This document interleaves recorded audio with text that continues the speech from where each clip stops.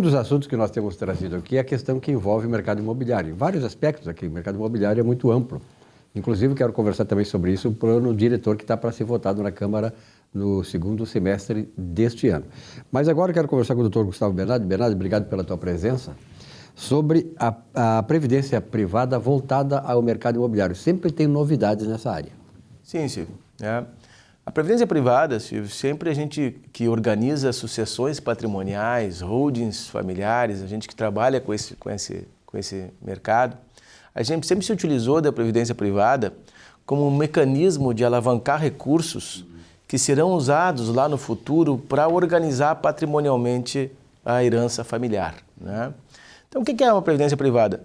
São contribuições que você faz ali mensalmente ou periodicamente, né? Existem dois tipos de previdência, o VGBL e o PGBL, né?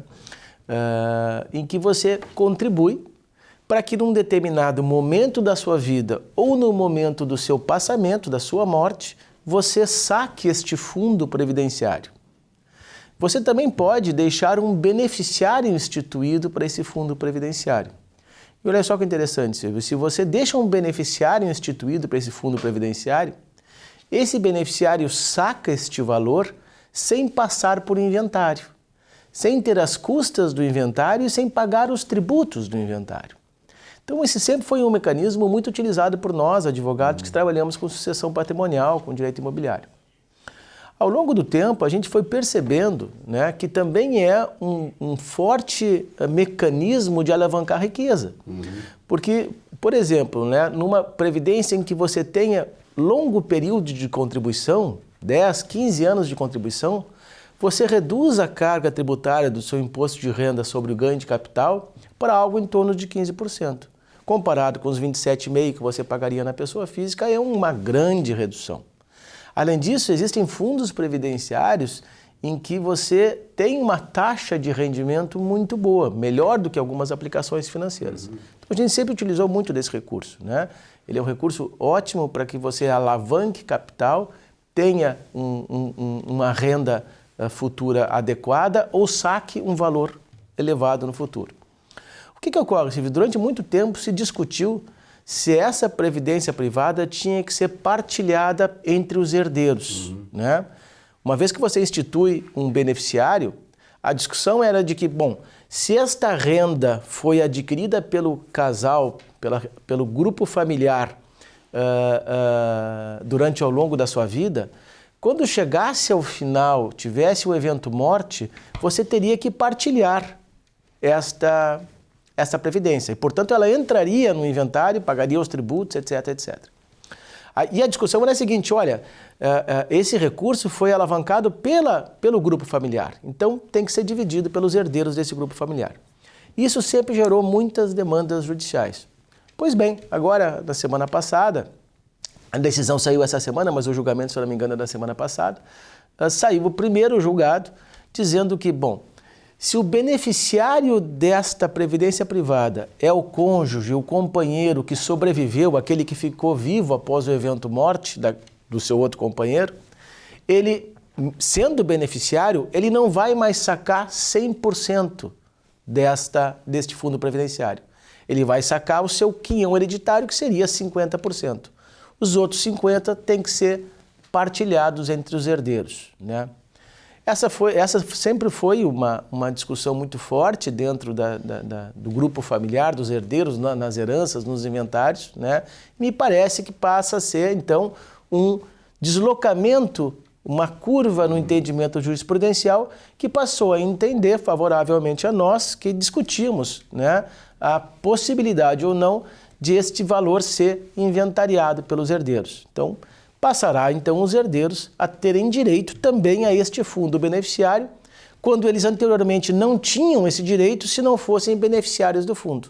É uma decisão polêmica, né? É uma decisão muito recente, muito polêmica, que abre aí uma grande possibilidade de discussão a respeito dos fundos previdenciários, Silvio. Perfeito. Bom, doutor Bernardi, naturalmente que esse é um assunto importante, mas nós temos um outro assunto que é da sua área, que é o mercado imobiliário, que é a decisão da Câmara Municipal que vai apreciar agora o plano diretor, né? Exatamente. Alguma novidade nessa? Porque, na verdade, o plano diretor, ele mexe com toda a organização urbana da cidade, enfim, e tem a ver com a nossa vida toda. Quer dizer, que aspectos serão mais, digamos assim, ressaltados nessa nova apreciação do plano diretor? Bem, na verdade, o que está ocorrendo agora é o retorno das temáticas, das reuniões temáticas. Nós vamos ter reuniões temáticas, se eu não me engano, são 7 grandes temas, né? Mobilidade urbana, todos aqueles temas que envolvem ali o plano diretor de Porto Alegre, para que em setembro e em outubro a gente tenha as plenárias, que são então com a participação da comunidade, né? As temáticas são a participação nos grupos temáticos envolvidos em cada uma dessas questões. Essas reuniões temáticas sugerem melhorias, sugerem alterações que são apreciadas nas plenárias, né? Porto Alegre vem evoluindo muito no seu plano diretor, né? Mas vem evoluindo de forma não concentrada numa única legislação. Então a gente tem legislações voltadas para o 4º distrito, a gente tem legislações voltadas para o centro histórico, através de projetos de leis do executivo. A ideia, então, do município é concentrar essas alterações legislativas dentro da lei que comanda o plano diretor do município, que é o nosso plano diretor. Então, é muito importante a participação das pessoas nas temáticas, é muito importante a sugestão de temas para serem debatidos, melhorias. As empresas que atuam nesse segmento, elas se mobilizam para levar representantes para essas temáticas, para que as pautas que queiram ser colocadas sejam lá discutidas, e depois disso há as plenárias em que se discute essas melhorias, essas indicações, e são submetidas ao Legislativo Municipal para aprovação da nova lei do plano diretor. A ideia é que a gente tenha, no ano que vem, um plano diretor novo para Porto Alegre, né? Acho que a gente tem ainda algumas melhorias a fazer, Silvio. A zona sul de Porto Alegre, né?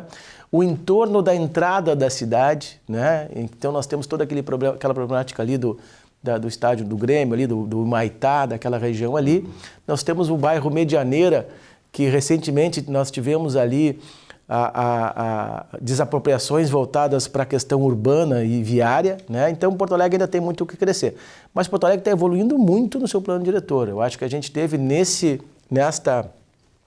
município, dessa legislatura, diversos decretos legislativos, diversos projetos de lei do município que melhoraram muito o plano diretor de Porto Alegre. Duas questões. Aquele edifício lá que está no centro, que foi lá, não sei como é que chama lá, que agora parece que foi liberada a implosão dele, né?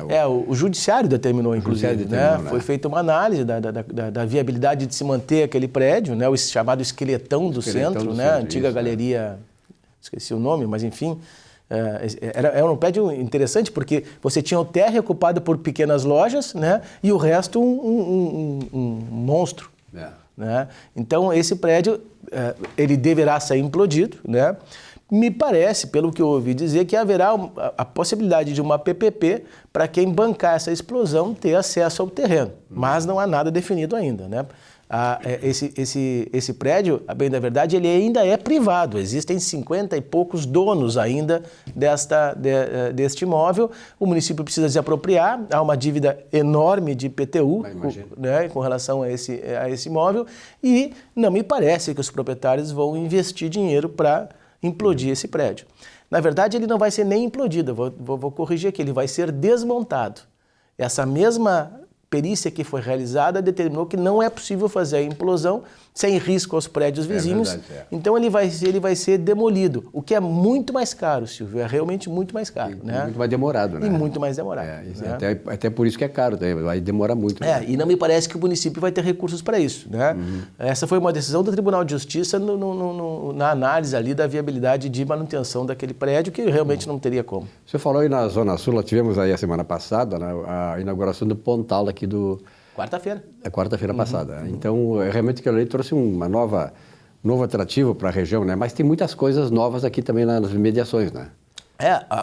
Aquela própria região ali, entre o Yacht Clube Guaíba e o Pontal, será toda revitalizada e toda revitalizada pela Multiplan, a mesma empresa ali que tem o shopping em parceria com a SVP. Então, nós teremos ali muito parecido com o que nós temos aqui no norte aqui da Avenida Guaíba, aqui na área nova aqui próximo da gente aqui, a Beira-Rio. A Beira-Rio aqui. Né? Então seria a continuidade então desse projeto, concluindo então desde o gasômetro até o Yacht Clube Guaíba.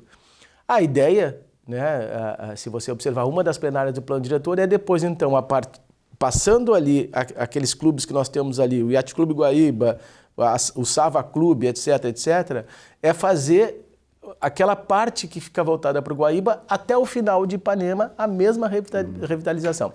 Ipanema já teve uma revitalização no seu calçadão, está muito bonito, está muito bem iluminado, mas ainda não tem aqueles equipamentos públicos que foram colocados aqui, perto do gasômetro, né? Então a ideia da prefeitura é levar isso até lá, né?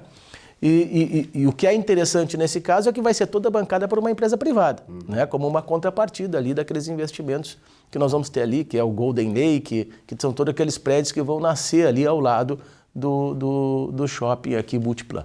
Interessante, né? O Hipódromo do Cristal, o Hipódromo do Cristal é uma área assim ainda totalmente, né, em aberto ali. Tem uma perspectiva de melhor utilização do Hipódromo do Cristal? Ele vai continuar sendo hipódromo? Todos esses imóveis que saíram ali eram de um terreno do antigo hipódromo. O próprio Barra Shopping, né? O próprio Barra Shopping, né?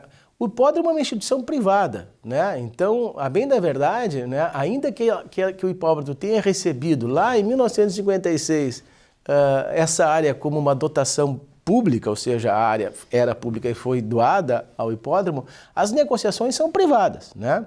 Depende aí dos seus sócios decidirem se vão vender mais algum pedaço da sua área para que alguma instituição privada venha ali e construa.